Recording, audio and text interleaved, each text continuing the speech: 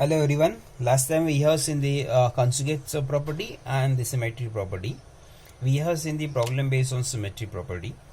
Now let us see the problem based on this convolutions property.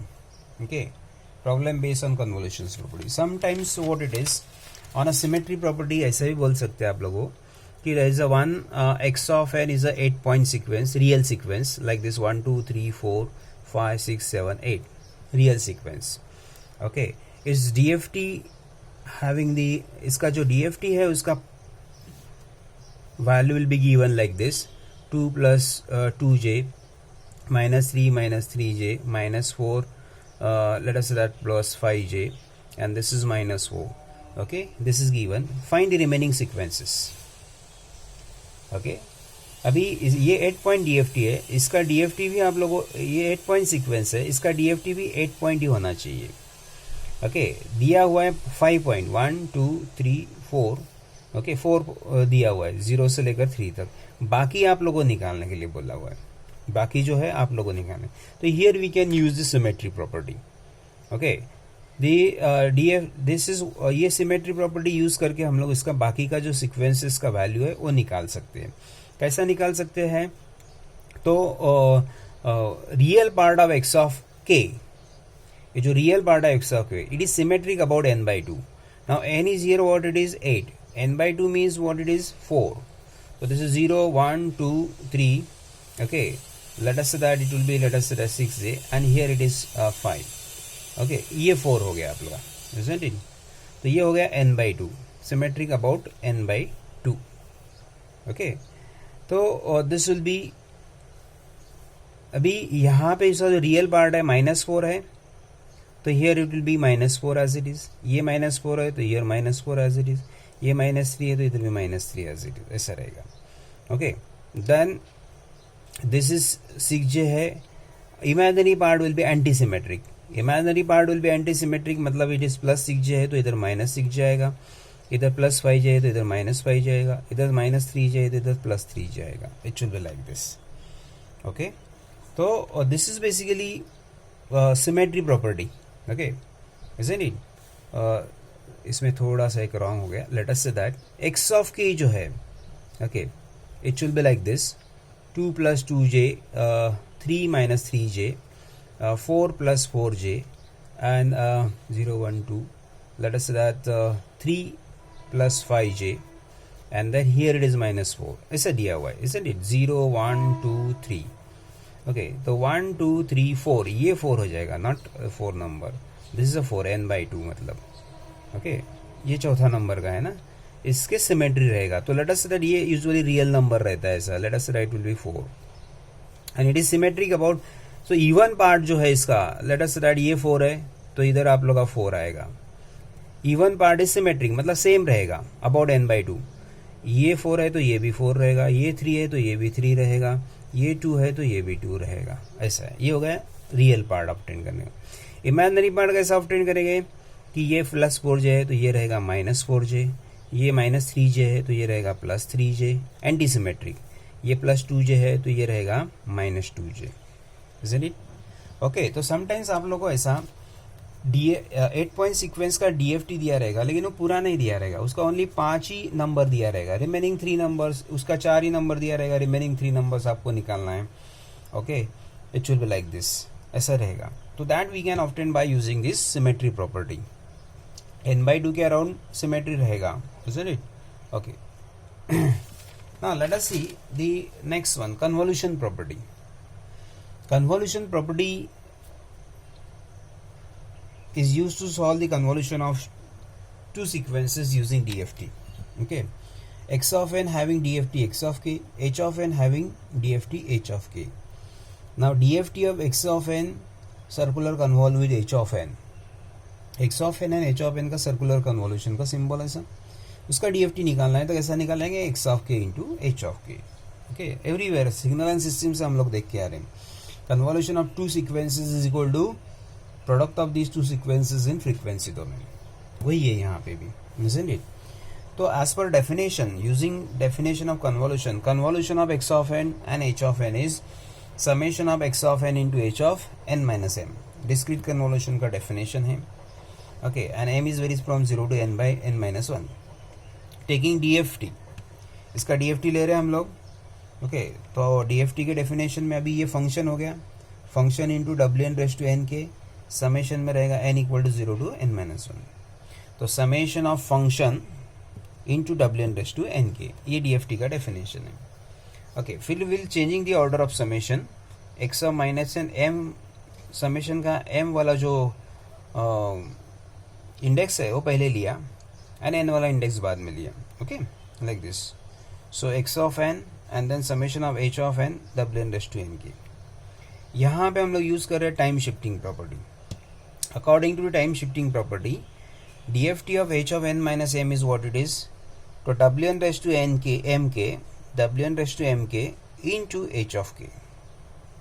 Okay, जैसा हम लोगों ने पहले देखा था x of n minus m का DFT क्या है टाइम शिफ्ट प्रॉपर्टी से. तो x of n minus m का DFT विल बी Wn के इंटू x ऑफ k. तो वैसा ही h of n minus m का DFT क्या रहेगा यूजिंग टाइम शिफ्ट, Wn के into h of k. Okay, and then h of k अभी दिस इज अ समेशन में m is a variable, k is a constant. तो ये h of k ऐसा बाहर निकाल सकते हैं हम लोग समेशन से. And this is the definition of DFT of x of n is x of k. तो ये हो गया x of k into h of k. ऐसा प्रूफ हो गया इसका. Then next is circular correlation. Okay, correlation and convolution में बहुत ही स्लाइटली डिफरेंस है. ओके, सो सर्कुलर कोरिलेशंस का मतलब correlation between x of n and h of n. Correlations will measure the degree of similarity between two sequences. Okay, कि दो sequences में कितना सिमिलैरिटी है, कितना सिमिलैरिटी है, that we can, similarity and dissimilarity अगर मेजर करना है तो that we can find out by using correlation sequences. Okay, तो x of n having DFT x of k, h of n having DFT h of k. What is the DFT of x of n correlated with h of n? ये दोनों का अगर correlation निकालना है हम लोगों को तो कैसा निकालेंगे. कोरिलेशन का साइन ऐसा होलो सर्कल रहता है. ओके, तो DFT of x of n and h of, correlation of x of n and h of n का DFT will B x of k into h of minus k. इतना ही फर्क है. इधर plus k था convolution में, इधर minus k. Okay, तो x of k into h of minus k. Here it is x of k into h of k था, here it is x of k into h of minus k है. Okay, and as per definition में ही आप लोग का वो changes है थोड़ा. कोरिलेशन ऑफ टू सीक्वेंसेस का डेफिनेशन ऐसा, summation of x of m into h of minus n plus m. इधर देखो इसमें साइन चेंज है, minus n plus m. Okay, तो यहाँ पे ही साइन चेंज है कोरिलेशन में, isn't it? डेफिनेशन में, जिसकी वजह से इसमें भी h ऑफ माइनस क्या आ जाएगा, isn't it? Like this. बाकी सेम है, everything is same like this. उसका DFT लिया हम लोगों ने. देन यहाँ पे भी हम लोगों ने समेशंस का चेंज किया, जैसा changing the order of integrations करते हुए changing the order of summation किया. Okay, and then this is the DFT. इसका DFT क्या रहेगा, तो W यूजिंग टाइम शिफ्ट इसका DFT will be Wn/m k into h of minus k. इसका DFT using time shift property.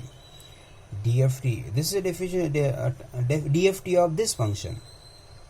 Okay, DFT of this function h of minus n plus m is what it is using time shift property. इसका DFT will be, इधर से minus sign बाहर निकाल दिया तो ये क्या हो जाएगा n माइनस m.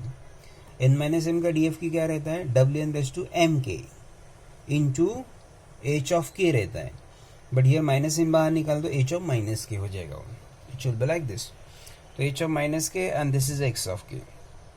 ओके, तो अगर आप लोगों को DFT से कन्वोल्यूशंस निकालना है दो सीक्वेंसेस का, तो कैसा निकालते हैं, तो पहले x ऑफ n रहेगा, उसका DFT लेंगे, x ऑफ k मिलेगा. h ऑफ n रहेगा, उसका DFT लेंगे, h ऑफ k मिलेगा. दोनों का प्रोडक्ट करेंगे तो will get the y of k, x of k into h of k. फिर ये y ऑफ k का इन्वर्स DFT लेंगे, IDFT लेंगे, तो मिलेगा आपको y ऑफ n, जो कि y of n is the convolution of this two. Okay, like this. Then next is let us see the problem based on this. एक problem देते कन्वोल्यूशन एंड कोरिलेशन पे. Let us see x of n is 1 2 3 4, h of n is 5 6 7. Find circular convolution using time domain and using DFT domain. Okay, तो using time domain से अगर आप लोगों को convolution निकालना है तो टाइम डोमेन में मैट्रिक्स मेथड यूज करते हैं हम लोग। ओके, जिसमें कि एक सीक्वेंस जो है, पहले दोनों सीक्वेंस का लेंथ सेम करते हैं, इसका लेंथ 4 है, इसका लेंथ 3 है, तो यहाँ पे लास्ट में 0 अपेंड करेंगे हम लोग। ओके, एंड देन यहाँ ये 5 6 7 0 हो जाएगा, इसको हम लोग 5 6 7 0 कॉलम में लिखा, एंड देन इसको ऐसा रोटेट करेंगे 0 5 6 7, देन इसको रोटेट करते हैं, ऐसा ही मैट्रिक्स ऑब्टेन करते हैं हम लोग, isn't it. And here this is a x of n 1 2 3 4, इसका मल्टीप्लिकेशन करते तो आपको मिलेगा y ऑफ n। तो यूजिंग टाइम डोमेन का मैट्रिक्स मेथड ये आप लोगों ने एसएस में देखा हुआ है। ओके, तो 5 6 7 0 लिखा, इसको इधर लेके गए तो ये 5 6 7 नीचे आ गया, इसको यहाँ पे लेके गए 0 5 6 7, ये ऊपर लेके गए तो 7 0 5। Okay, and then these two matrix का मल्टीप्लिकेशन, ये input matrix x of n matrix. Using DFT निकालना है। अभी टाइम डोमेन में इतना सिंपल था, इतना ही प्रोसेस है। यूजिंग डीएफटी से अगर आप लोगों को y ऑफ n निकालना है तो पहले x ऑफ n से x ऑफ k निकालो। x ऑफ n से x ऑफ k निकालने का प्रोसीजर कैसा है? Twiddle matrix multiplied by input matrix. Okay, तो ये ऑलरेडी आपको पता ही है। x ऑफ 1 2 3 4 का DFT 10 minus 2 plus 2j minus 2 minus 2 minus 2। Then 5 6 7 0 का डीएफटी, ये twiddle matrix multiply by 5 6 7 0। This is a DFT of h of n, तो h of k obtain किया। फिर हम लोगों ने थर्ड स्टेप में ये दोनों का प्रोडक्ट किया, 10 मल्टीप्लाइड बाई 18 180, देन ये this multiplied by this 16 plus 8, ये आप लोग कैलसी से डायरेक्ट मल्टीप्लिकेशन कर सकते हैं। ओके, इसका मल्टीप्लिकेशन ये हो गया, इसका multiplication will be this one. दो मैट्रिक्स का डायरेक्टली करस्पॉन्डिंग एलिमेंट्स का मल्टीप्लिकेशन करना है। ये हो गया y ऑफ k। इसका भी आईडीएफटी निकालना है। आईडीएफटी कैसा निकालते हैं आपको पता ही है। ओके, आईडीएफटी के लिए हम लोग क्या करते हैं, ये डेफिनेशन है 1/4 twiddle matrix multiplied by y of k मैट्रिक्स। ट्विडल मैट्रिक्स में j का माइनस j करते हैं हम लोग। ओके, डीएफटी निकालते वक्त जो ट्विडल मैट्रिक्स रहता है एंड आईडीएफटी निकालते वक्त जो ट्विडल मैट्रिक्स रहता है, उसमें फ़र्क क्या रहता है कि जो ट्विडल मैट्रिक्स डीएफटी के लिए यूज़ करते हैं उसमें अगर हम लोग j का माइनस j करते हैं तो वो मैट्रिक्स आपको आईडीएफटी निकालने के लिए यूज़ करना रहता है। ओके, फिर इसको मल्टीप्लिकेशंस किया, 4 से डिवाइड किया, तो ये this will be the due, isn't it? Okay, thank you.